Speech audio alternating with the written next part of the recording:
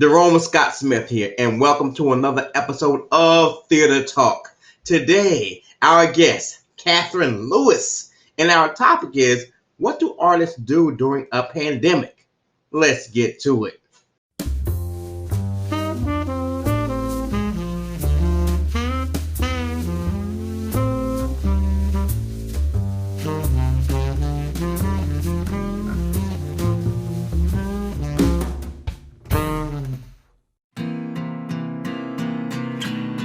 Today, we have a very special guest. You see her on the stages of Richmond.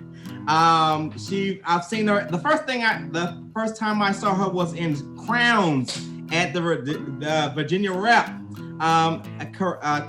Katrina Lewis. How are you doing today? I'm doing very well. I'm so happy to be here, and I'm so happy to be on Theater Talk.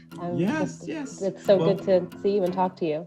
Well, thank you. The reason, I just wanted to have you on the show because, as I look around over the years of theater I've been as an audience member and a producer, you are one of the people who I always marvel at, and because you've been in so many stages, at the Virginia Rep, the Children's Theater there, Swift Creek Mill Playhouse, Cadence, so many things, and so much more. And I just saw, that you did Harriet Tubman. You opened that up, after all this was going on. How was that experience? Was it virtual? Well, I directed the tour version of Harriet Tubman and the Underground Railroad for Virginia Repertory Theater, and they did it on the November stage. We did a socially distanced production of it out in Henrico County at a few outdoor stages. Then they moved it inside, and we're really looking at how to do socially distanced theater with limited capacities in the space. And so from what I understand, that it was a success for them. So yeah, yes. But moving into directing more nowadays, which that's really awesome, enjoy. Right? Yeah, that's awesome. That's all. Well, we have with our panel today, we have D.L. Hopkins, who's been with us for many episodes. We have Toney Q. Cobb. Hello. Yes, and we have Sharalyn. Not Carolyn, but Sharalyn. And how are you doing with your projects? I know you guys you have your board and everything for Heritage.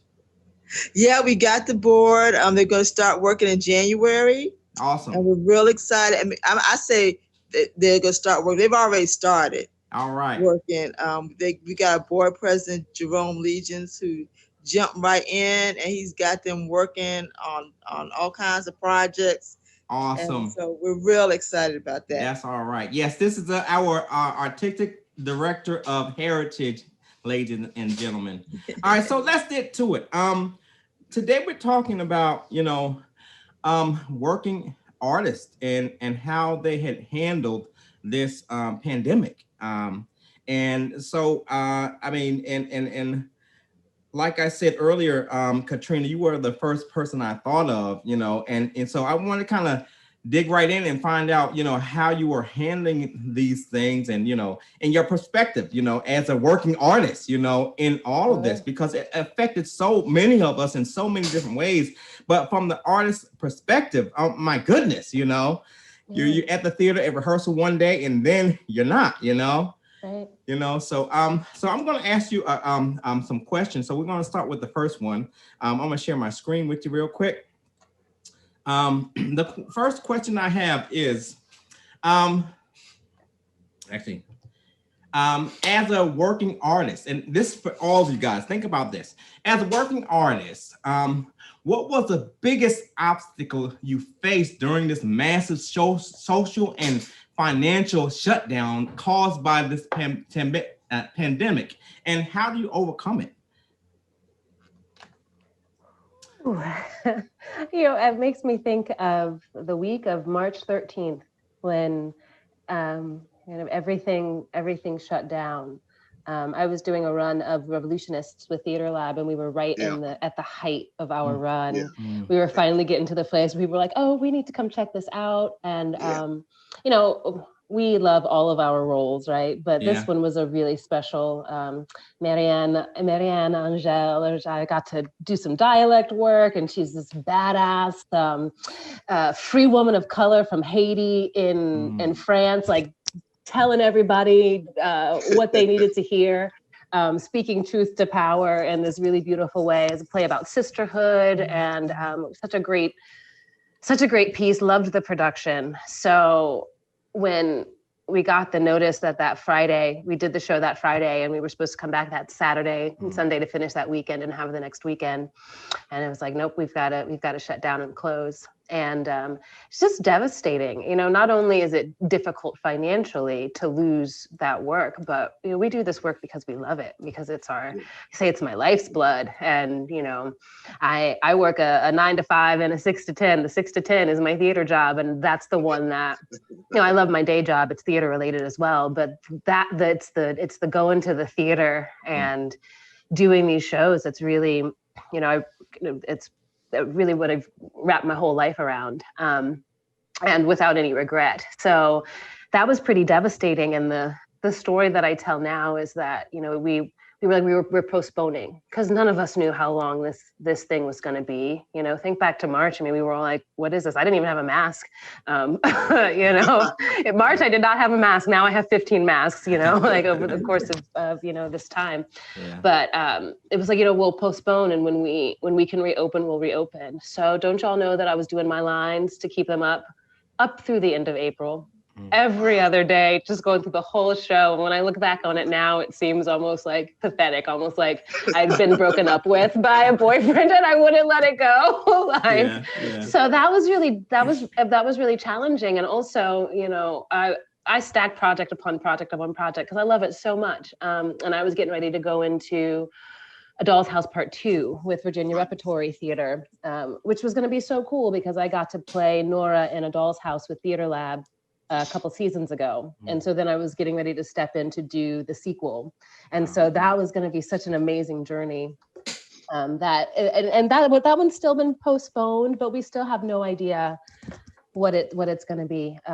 When will we be able to be back in our theaters? When will it be cost effective for our theaters to open in a way where they can have a larger audience than, you know, 50% capacity, or I think it's even less now. So yeah, that's the most challenging part. You know, for me, I do have a great day job. So I'm a freelancer, but like I said, that's my 6 to 10. So I do have a 9 to 5 that's covering my basic needs. So that I've been blessed through that, but I certainly lost quite a bit of money and projects. And so, yeah, I mean, I could keep talking, but you know, you've got other people on the call, so I've been talking quite a bit. But this is good. This is good. No, we want to hear from you.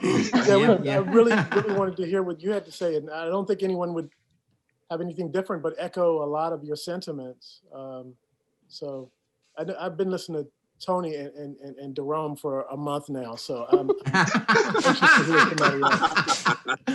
A welcome voice, right? Well, I'll also say that, you know, I have a church job. I've been singing at this church for many, many, many years. And so we went to completely virtual. So, you know, we could, for a time, we would only have 10 people able to be in the building. And so, you know, I would be there and a couple members of our band would be there, but we'd be like performing for the cameras and for no one. I mean, not for no one, for the people that were watching, but that's not, you know, I'm a live theater girl. Like I want to be working with the audience. And of course, church is a different environment, but there's a theatricality to that as well. So that was hard. You know, I think it was Easter Sunday was my first Sunday back after the shutdown. And it was like Easter Sunday, which, you know, y'all know that's when everybody shows up.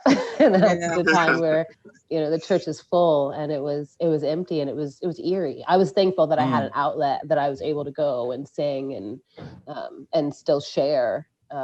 But yeah, it's hard. It's a hard time. Yeah. You know, and you know, because I did the theater, the church ministry as well, you know, but I can't imagine, because I was working camera stuff, but, you know, I can't imagine like my pastor, you know, trying to do a sermon and then there's no response, you know. What is it? Yeah, it's a weird thing, you know. It's you know, new things we have to deal with and work around, you know.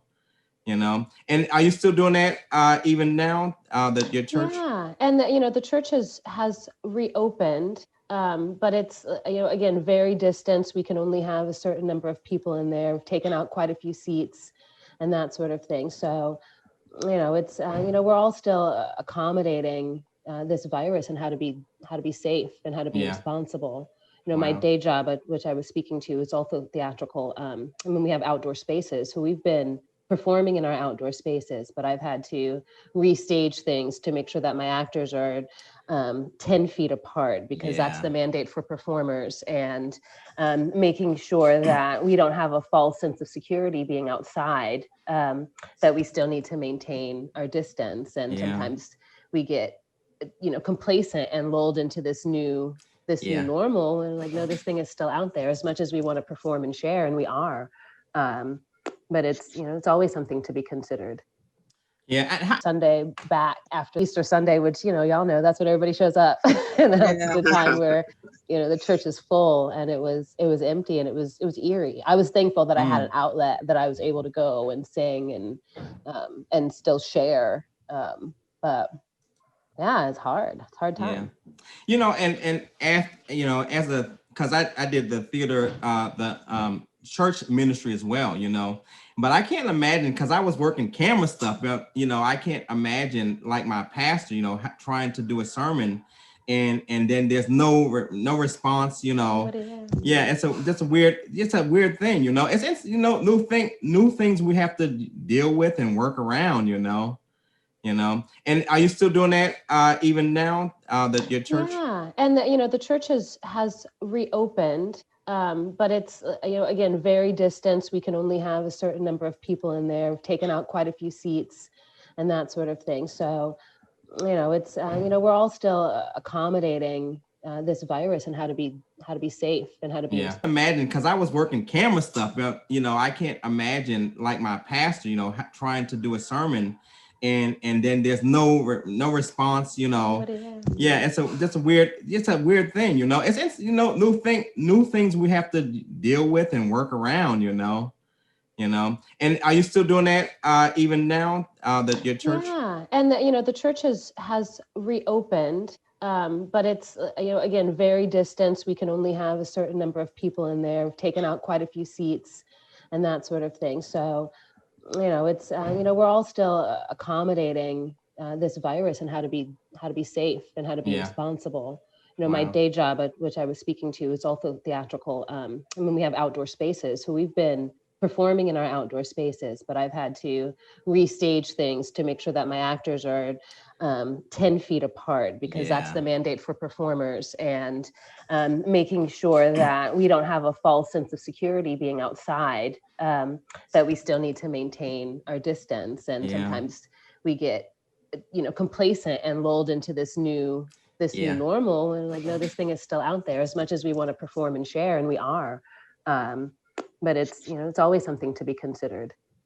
Yeah, and how do you all navigate, like preparation? I know you have a performance space, but then you have a space where you're rehearsing, getting your tools together with your vocal and mental. How do you navigate that?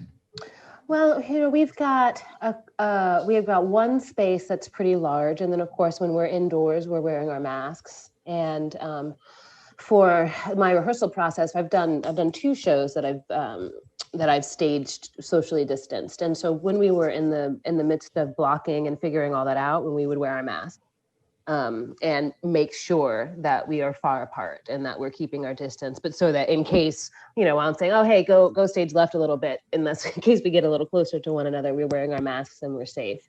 And then once we've blocked everything, it was almost like, we have off book date. It was like off mask date. Wow. This is the date that we'll take our masks off, because we knew that we were distanced. But this is, I've got a large outdoor space, 40 foot by 20 foot stage, and no more than 4 actors. So able able to get creative with staging. One of the plays is a brand new play, so I was able to kind of write around thinking that it was distance, but one was one that we did last year that I had to rethink. But I also try to think of it as as an opportunity, an obstacle as an opportunity. And, as artists, it's nice for us to have some obstacles sometimes, because that, it gets our creative juices moving in a different way. Exactly. So, yeah. And that's the one. That's one of the other questions I want to ask you about. Is and let me share my screen with you. What was thing that surprised you? You learned about yourself, even your art. During this time, having to navigate this new world. I think I learned that as an artist, I'm much more adaptable than I thought I could be. Learning new mediums of self-taping and utilizing Zoom and utilizing, my iPad to tape myself for these Hope from Home. I was a host for an online series for Virginia Rep, and learning these new skills. And that I have the capacity to do that. I've been doing something the same way for many, many, many years. That I can work within the parameters of some different obstacles and different protocols and still create something interesting. And I also learned how much I love being at home. As hard as it's been not to be in the theaters, I really have loved being home and resting more than I have in my whole adult life. And at first being like anxious about that, but then settling in a little bit and really trying to focus on some self-care and care for myself and pouring in, and how much I think that, like, in the back of my head, I knew I needed that, going from project to project to project to project, and being very thankful about those projects. But when they were kind of taken away, what was able to fill the void with some time. And I took some art classes. I realized I'm more of a visual artist than I thought I was. I bought a djembe. I'm not a very good djembe player, but I love it. So just some time to explore myself outside of my work has been really refreshing. I turned 40 over the quarantine also, so it was like a real reflective time. That's all. Look, I'm older than I was. Yes. Did you card her before we started this? Well, also, Toney, you are in that kind of situation as well. You guys did a rehearsal, a show actually, at the park, was it? Yes, exactly. And I will just piggyback on everything Katrina said. Adaptability was a big thing. And yes, to answer your question, I was asked to be in a program. It was a joint venture with Maymont and Richmond Symphony. And it was telling the stories of some of the domestics who worked at Maymont. And it was a live performance at Maymont Park, socially distanced, and the whole nine. So I guess the adaptability part came with the rehearsal, because we rehearsed via Zoom. We held just a couple of physical rehearsals, but the way the show was structured, the way Morgan presented the show, we didn't have to interact, so we could maintain the social distance and still give a show, a live theater performance. So I guess that kind of helped the process. We didn't have to do it as like Katrina described, where you had to put blocking together and then try to see how it works once you get together. So we didn't have that part of it.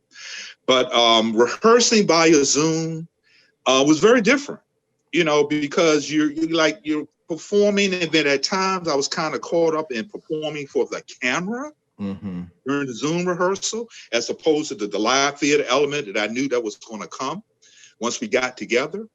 But I was blessed, very fortunate to be able to do what I would call live, real theater, even though we were wearing face shields and the whole nine. But at least it was, close to what I love to do. But again, the adaptability of having to rehearse via Zoom was a challenge at times and everything, because, you got you're supposed to be quote unquote off book, and the script is right over there, kind of thing. kind of thing. So, but it worked out very well, and a lot has to do with, this is just my opinion, and I hope you guys agree with it. So much has to do with who you're working with. I mean, I could just see the 5 of us, unless Shantell is on the call, that'd be 6. I could see us getting together and making it happen, overcoming the obstacles, doing what we had to do, and still put together just a dynamic performance. So I was lucky in that regard because we had a great cast, a great leader, Morgan McCoy.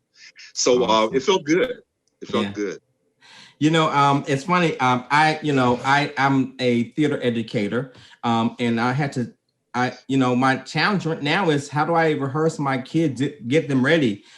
Because we're gonna do a show, it has to be virtual, but some of the challenges we face, sometimes we have 7 kids, and then one of them, their technology just is gone.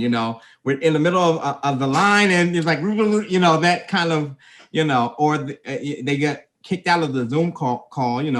So it's very frustrating, and it's, especially for them, there's no way going back until they, open the building. So we can't have rehearsal or anything. So we have to figure out how to do this play, on screen. Of course, we're creative people, so we're gonna try to figure this out the best we can, And so I think I got something up my sleeve. I thought I did, but when you start those rehearsals and that technology does not work for you, it can be daunting. The task can be daunting. I want to bring in another working artist. Shantell has joined us. Shantell, yay! How you doing, Shantell? Hi, beautiful. Hi. Just want to get you up to speed about what we're talking about and how we as the working artists are handling this. And we've gone through these phases, right? First, we were just on lockdown completely. Now we're a little, it's softening a little bit, but we don't know what's going to happen in the future. So, but how are you faring here, Shantell? How is things going for you? Well, there's 2 parts to that question. I want to piggyback on what you said about the kids after I answer the first part of what you just said. So don't let me forget. All right, gotcha. But I just want to say that I was listening to Katrina the whole time as I was fiddling with my computer. So I was there with you, Katrina. Love you, girl. But this has definitely given me an opportunity to really be able to do self-care and self-realization and really go into seeing what my worth was.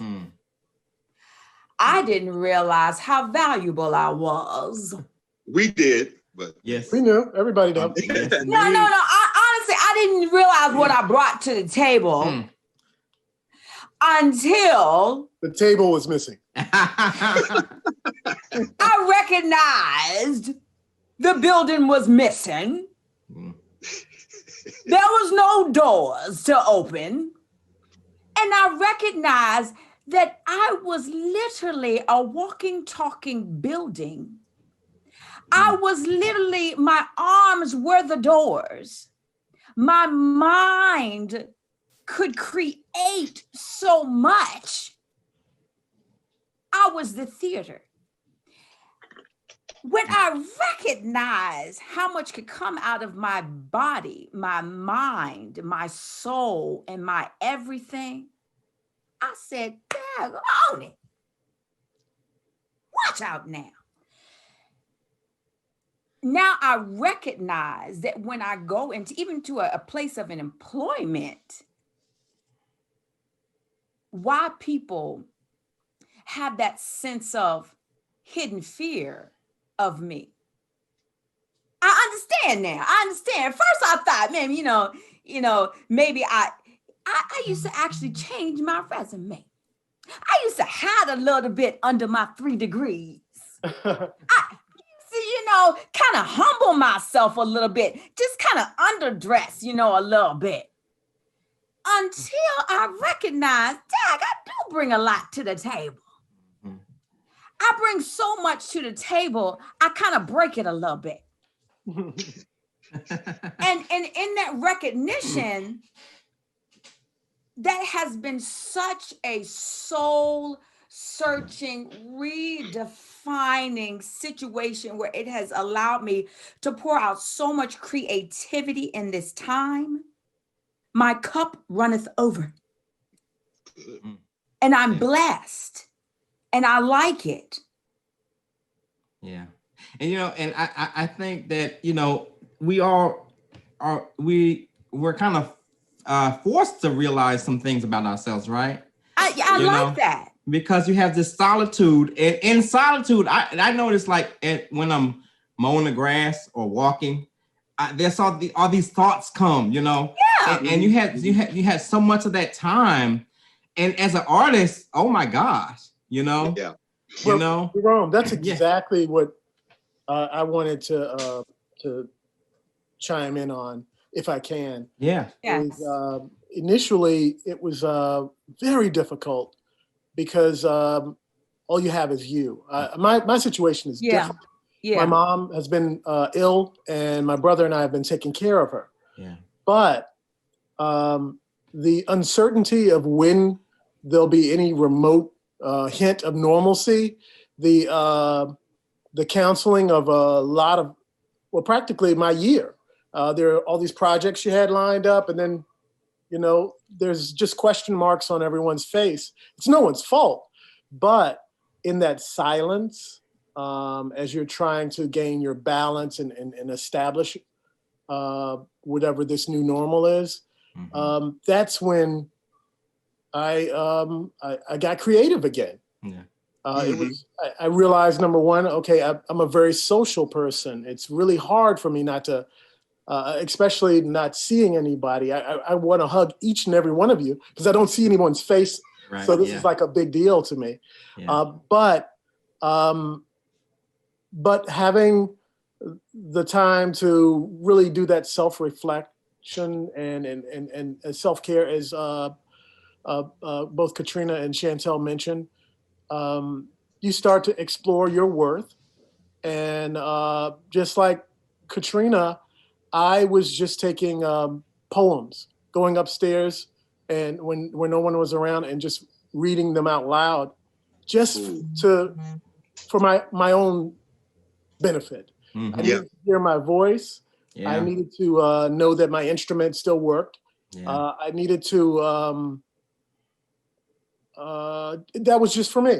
Yeah.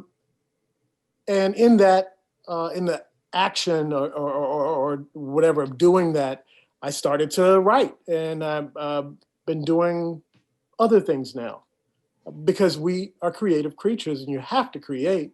Yeah. I think I'd go nuts if I couldn't. So Yeah. that's how I've been coping. And outside of theater, now, after, it's funny, March 13th was my day as well, Katrina. That was the day that we just had a speech over the speaker and said, hey, everyone, pack up your stuff. I was at my 9 to 5, the thing that keeps the lights on and the water and all. And they said, hey, why don't we just call it a day? Everyone take what you have home, and we're going to get back with you next week and let you know when you can come back in. And we'll, maybe take a week and figure this thing out. Well, it's been 6 months. Yeah. And the course of those 6 months, I've started, at least the first 3 were really rough, but now business is starting to pick back up. I did a couple of, commercial things here and there. And I'm starting to hear a lot of people, popping out, producers, and wanting to start projects over again and at least throw up a calendar so that we can work. And everything is navigated through Zoom like everything else.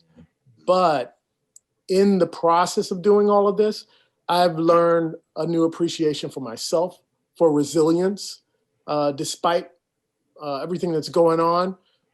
I'm going to keep pushing forward. And it is really encouraging that others like myself, you can fall into a dark place if you feel that you're alone.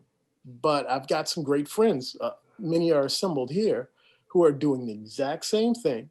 They're pressing forward, not just for themselves, but for all of us. The more work, the more productions, the more projects, everyone can share in that benefit and gift. So I am now inspired. Yeah. It was, if you had asked me a couple of months ago, it wouldn't have been a nice answer. But I made it through the forest, and I tell you, meditation helps. Whatever it is that you're into, I got a lot of voices in here, and they're, I need to listen to the right ones. So meditation helps, and consistency. Yeah, DL, you make me think about a couple of things that I was thinking about you, Sharalyn, with this. It's really, we've all been doing solo things, kind of, but then you got a whole theater company that you're in charge of. Oh my gosh. How's that been for you, that journey? Okay, so I became the artistic director a year ago, October, and then in March, everything shut down. But the thing is, we were already in a period of reorganization. Okay. So it's kind of like everybody kind of stopped with us or caught up to us or let us catch up to them. So in the time that we've been down, our main problem is a space to do our shows. So we have partnered with RTP for a show in March. We've got our board. We've got a couple of other spaces in mind. Our board president maybe, he's looking at spaces for us. He's a big thinker. So he's looking for a space for us. Yeah. So we really advanced. We cleaned out some of our metaphorical and physical junk.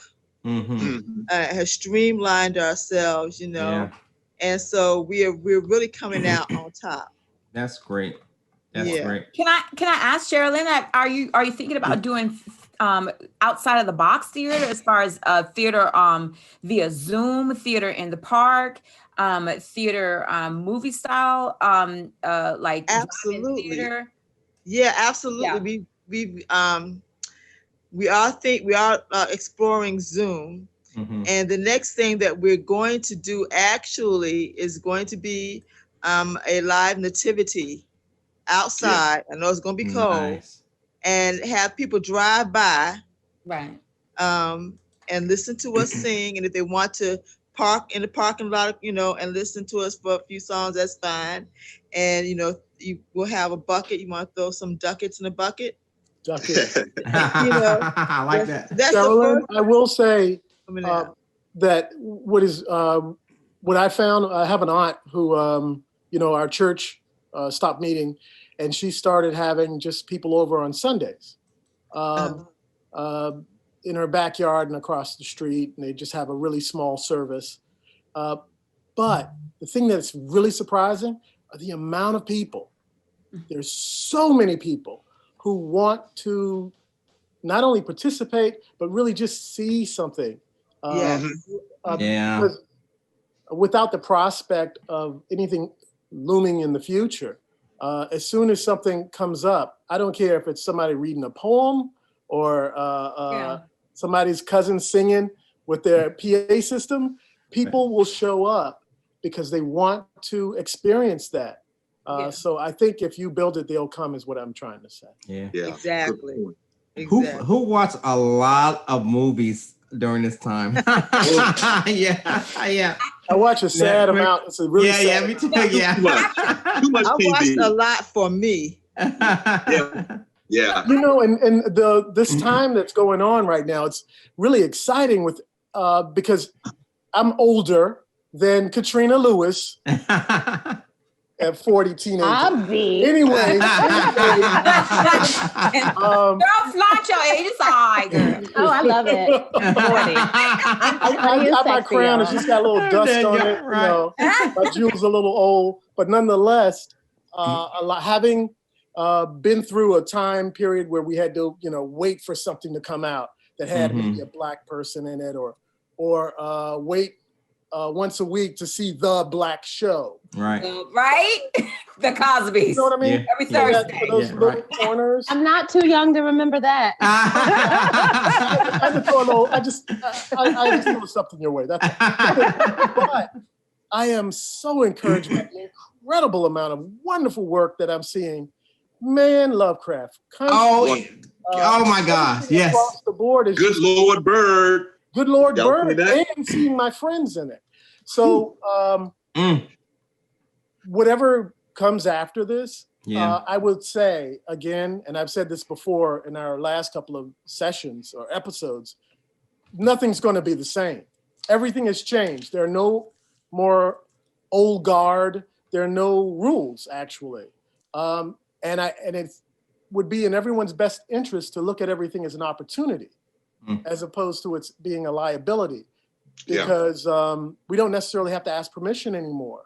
Yeah. There's an audience that's geared toward actually seeing Black people as themselves and our stories without white centralization, if you know what I mean. Sure. Yeah. That's no longer, it's no longer necessary. So I wrote a couple of things, and I got something that's got chosen for the Sightline project, and we're going to shoot that coming up. And I'm starting to write a lot. It changes the type of project that you do if you know that there's market viability to your own story. I don't need a proxy to weave in cleverly my story. Right. I just want to hear my story. Yeah. There we go. Yeah. So well, I'm excited about this. Brings me to the third question I was going to ask today. Hey, J. Ron, how you doing, sir? All right. My third question that I want to share my screen with you on is this. Going forward, do you think the theater world, and I guess I should say not just theater, but the arts in general. We've been talking about movies and things of that nature, but how as we go forward, the world has changed right under our feet, in so many ways. And so let's talk about this. How does this happen? What happens here? I want to jump on because I want to piggyback on one little thing. And this one is passing down the gift. That's one thing I kind of want to jump on. As far as passing down the gift, and this is kind of talking about Jerome and students and education and so forth. The core of creativity and teaching that has to be genuine.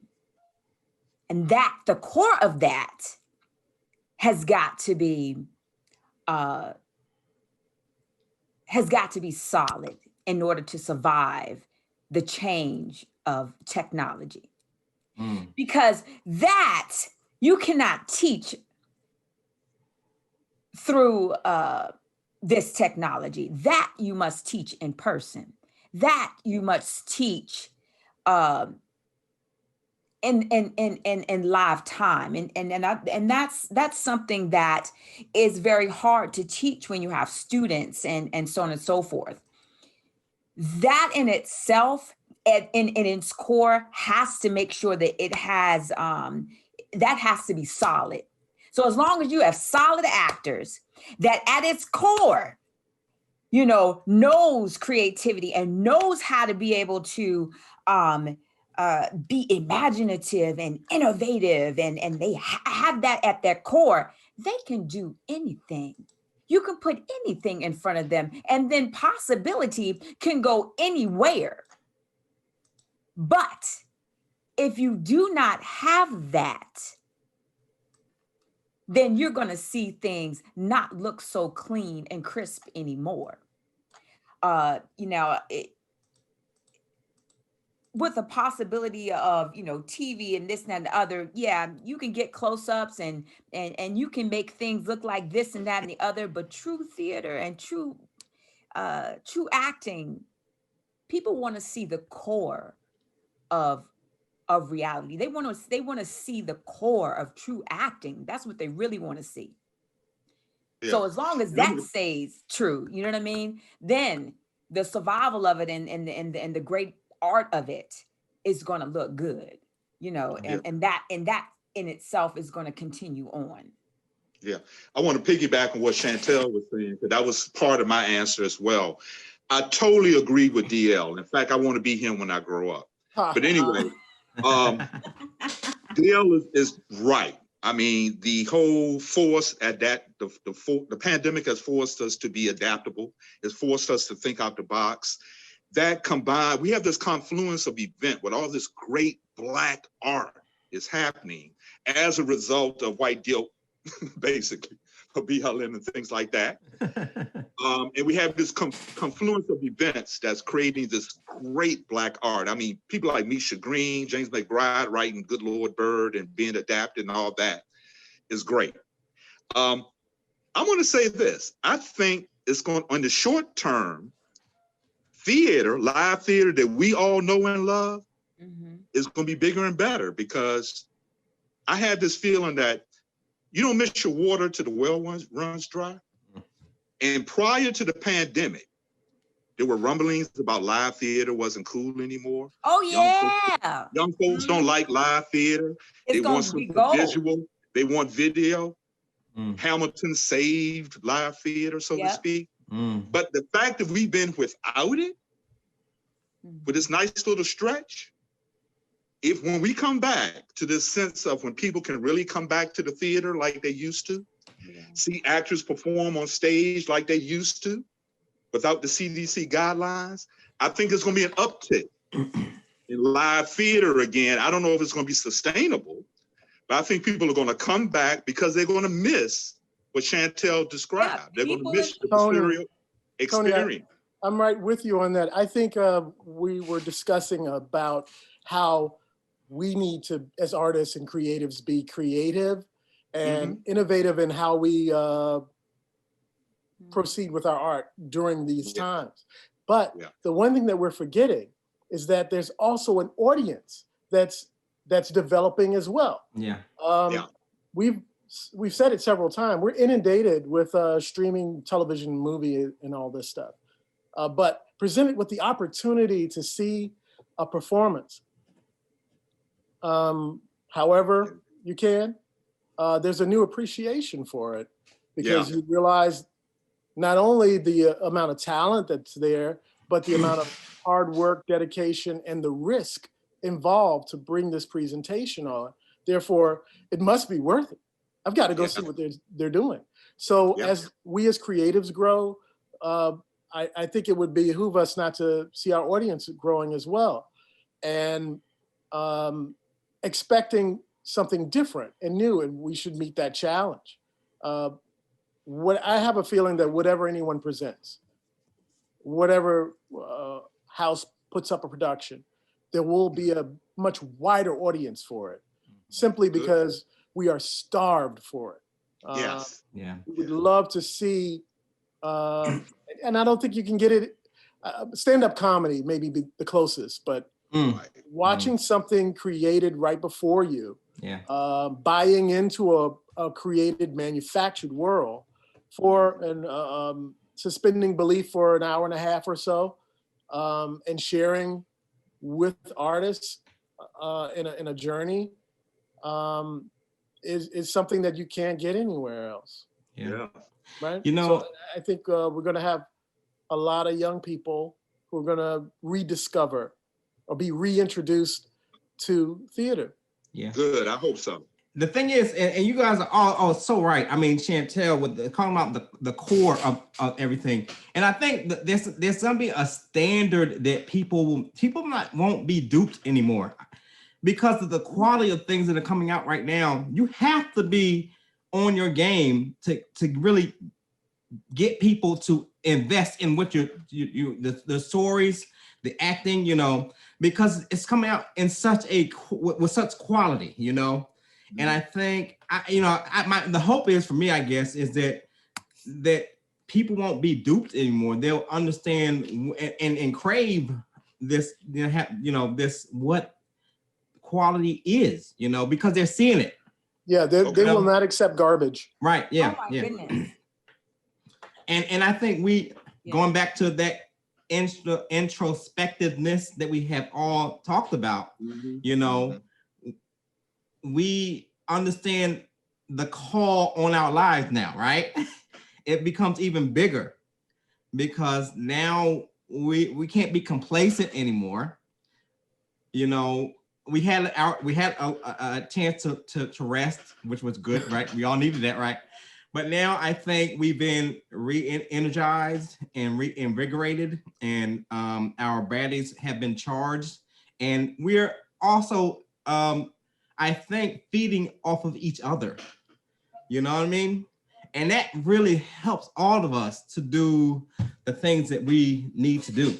Yeah, that's a good energy. Not for us, but for the masses of people who need what we bring. You know what I mean? There's an added dimension to that, at least for me, and I'm sure each of you are starting to experience this. For so long, I was like the young kid in the room, and the friendly guy next door character. But now I'm the elder. I'm the mentor. So the baton basically has been passed. We had a chance to rest, but when this is over with, we have to. It's up to us to educate this next generation of artists and creatives, to inspire them, learn from them, but also all of those great minds and voices that we looked up to. We got to pass that information on, or at least utilize it in a way that they can copy.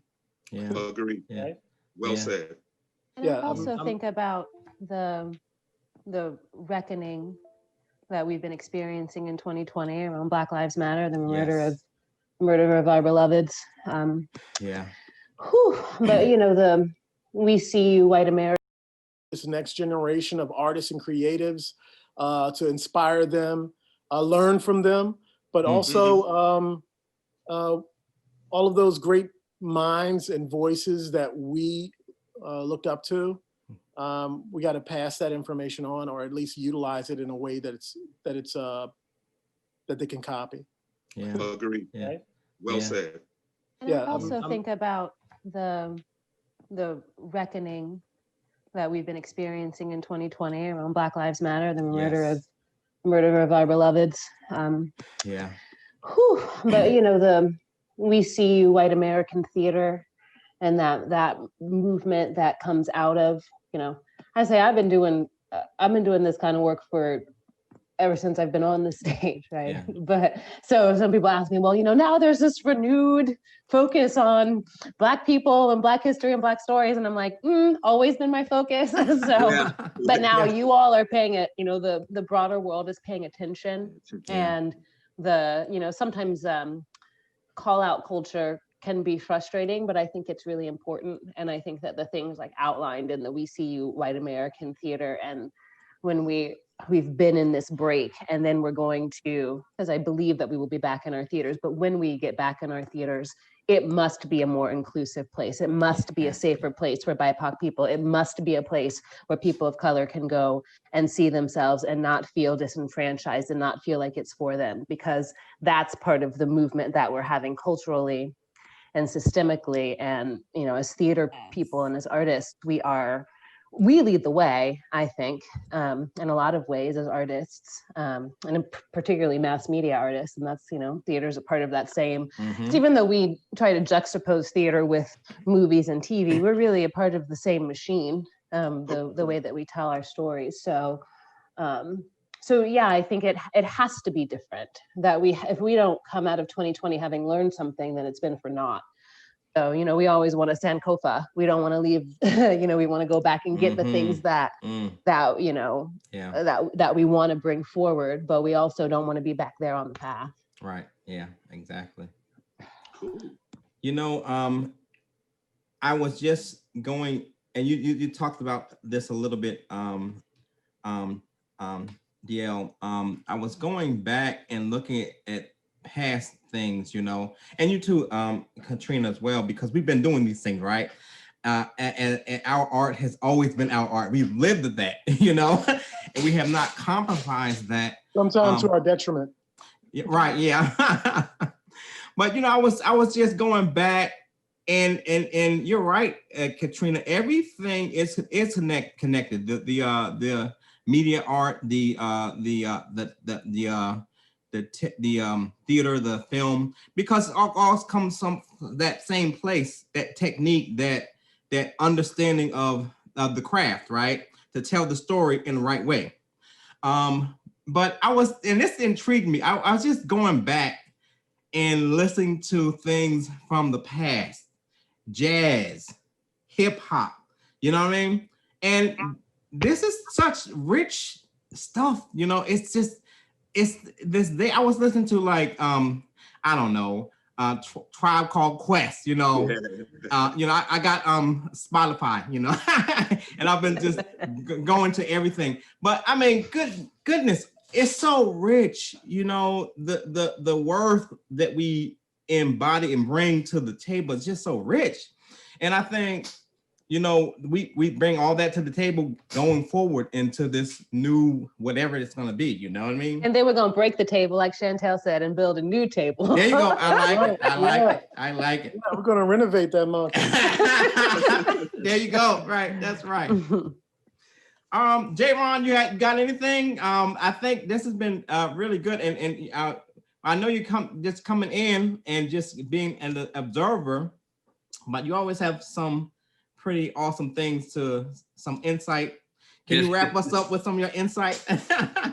Oh, well, I'm not an intellectual like you guys, so. Oh, man. Whatever. Right.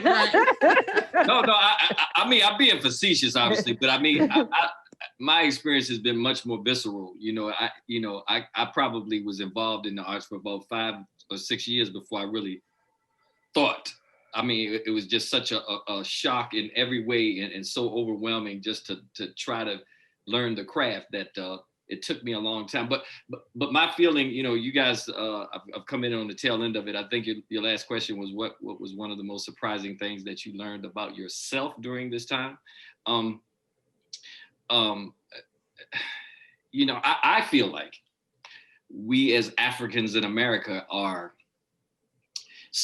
godlike beings having a life experience. And I think that our art form feeds every aspect of the world. I think that there is no world without us.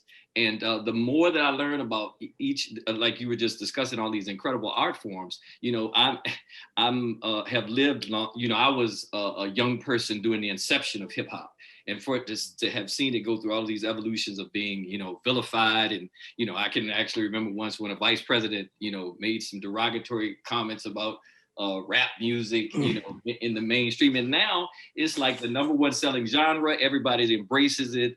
And so, I think what the essence of us has always fed the world, in spite of them, trying to vilify us. And so theater for me is like, and I think I said this before in one of our other meetings, it's air, it's oxygen. I will always, once I was able to gather myself and become grounded and recognize that I had the ability to do this, there's nothing else to be able to walk on a stage and express other people's words, life experience. It deepens you as a human being. And so there's really nothing like it, even though I've, done some film and television work, all that's fun, but that's more waiting around. On the stage, you take the material and you develop it and you give it life in every aspect. And so, I've learned that, there's nothing like that's what I've learned during this time. There's not been a lot of work. I've had a few gigs, but when it just like, if you've noticed that because music, once an artist makes a piece of music, it's instantly available to anybody. You don't have to buy it anymore. So the live performance of a musician has become more valuable. But just like you were saying now, the live performance of a theater artist, it will grow exponentially in terms of value because everyone doesn't find an opportunity like I was blessed to find later in life to try to develop this craft. So it's invaluable, really. It's invaluable. Agree. Great words. That's a great way to end this segment, guys. Thank y'all so much. It's always a pleasure to just talk to you guys and just. No, thank you, Jerome, for putting this together. This is really nice. Thanks for inviting me into the fold. Yeah. Nice to see you, Katrina. I haven't seen you in a long time. I know. It's so good to see your face. I love all of your faces. I saw you in Fenton. That's the last time I saw you. It was watching me on stage in Fenton. This has been Theater Talk, and I am Jerome Scott Smith, and thank you for joining us today. Have a great evening. Thank you for joining us for this episode of Theater Talk. If you have an idea for a topic that you would like for us to discuss on our show, please send it to theatertalkrva@gmail.com. Also, we would love to hear from you. Tell us what you think about the show. You can either send us an email at theatertalkrva@gmail.com or send us a comment during an episode on YouTube.